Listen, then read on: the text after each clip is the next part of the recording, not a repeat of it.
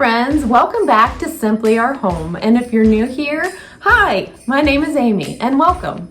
In today's video, I'll be decorating my Christmas tree here in my family room. I want to give you some easy steps that you can use on creating a Christmas tree that is professional and has a complete look. So before leaving, give me a big thumbs up and be sure to hit that subscribe button down below. Well, let's go ahead and get started. So the first step is to assemble the tree. And here I have a tree that I got last year from Hobby Lobby, and it is a 7.5 slim Yuletide pine, and we got it unlit. So if you get it pre-lit, you'll be able to skip the third step.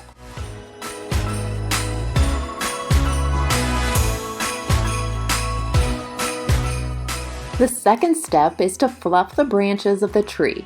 With this being said, you'll want to touch each and every branch, pulling up, down, and extending the branches from side to side, making the tree look full and lush. This job, as tedious as it is, shouldn't be overlooked. This is super important for getting that professional look we're going for. The third step, if you don't have a pre-lit tree, is to string the lights. I've chosen the LED warm white mini lights from Walmart. I actually prefer to string the lights myself. I've had pre-lit trees in the past and have struggled to find that one light that caused the whole section not to work, despite the disclaimer that that shouldn't happen. Anyway, the rule of thumb is for every foot of tree, you should have 100 lights, but also consider how narrow or wide your tree is and modify accordingly. I found that sectioning the tree into fourths and stringing the lights from the bottom to the top and the top to the bottom, making your way around the tree, is the easiest and best method for stringing the lights. No more going round and round, getting tangled in the sea of lights. Also, always remember, make sure to push some lights to the back towards the trunk. This creates depth and really makes the tree glow from within. Another tip I've always used is to step back, squint your eyes, and take a long look at the tree. You'll be able to see any bare areas that you'll need to relocate some lights to fill in. Moving right along, step 4 is to add ribbon. Now this step you can really change it up from year to year and be creative. I'm using these two different ribbons this year. The red buffalo plaid that is wired, which is super important to look for when selecting your ribbon. This helps the ribbon to keep its shape and is much easier to work with. And this beautiful iridescent mesh ribbon. Now you can attach the ribbon many ways, but for this year I'm starting from the top and letting it trail down the tree, zigzagging just a bit to add movement.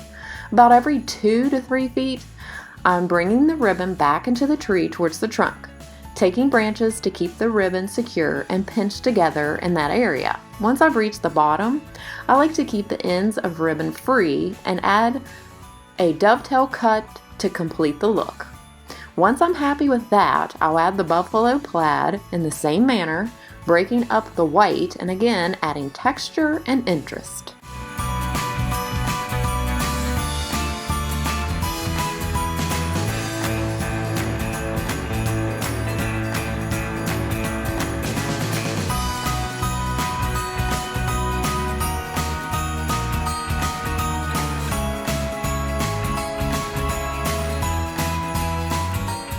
Here's a closer look of how I pinch those ribbons together and take a branch that's towards the back and wrap that around so that it's secure and not going to loosen up during the season.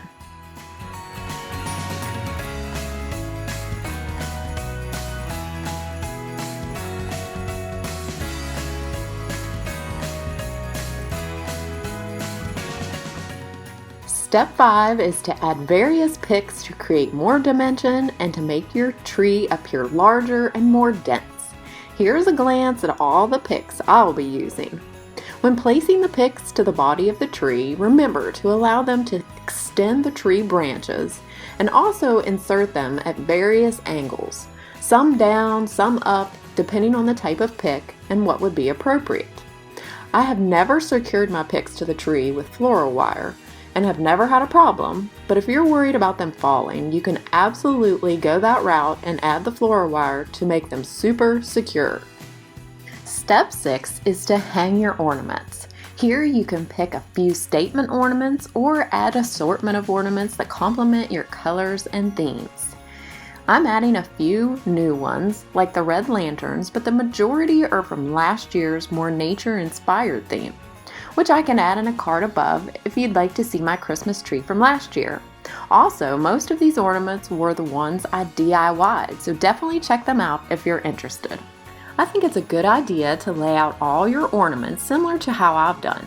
This helps you to see how many of a certain ornament you have and what ones you really want to highlight. Once you've decided what ornaments are going on the tree this year, it's time to start hanging them.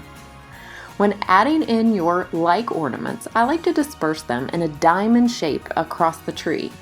Make sure to step back every few minutes and take a look to see where you need to add a certain color or element to balance out the tree. Also, don't hang all your ornaments on the ends of the branch. Make sure to place ornaments towards the trunk, and don't be afraid to even double up ornaments on the same branch if the space allows. And this is where the bulbs definitely do the job. This year, I'll only be using red bulbs in various sizes, but mostly the small 1-inch bulbs. These are perfect for the small bare areas and to add all that depth and dimension I was talking about.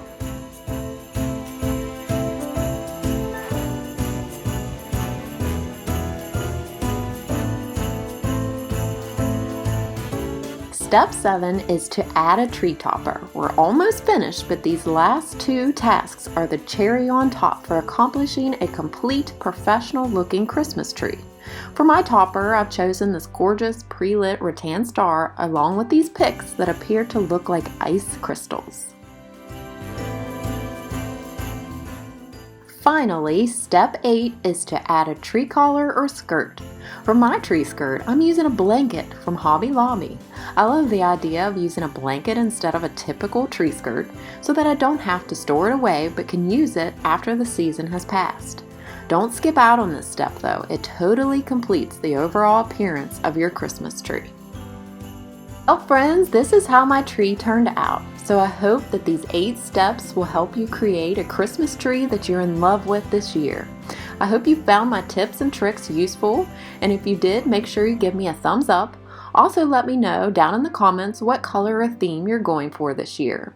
If you're new here, make sure you're subscribed. I don't want you to miss all the fun Christmas videos coming up.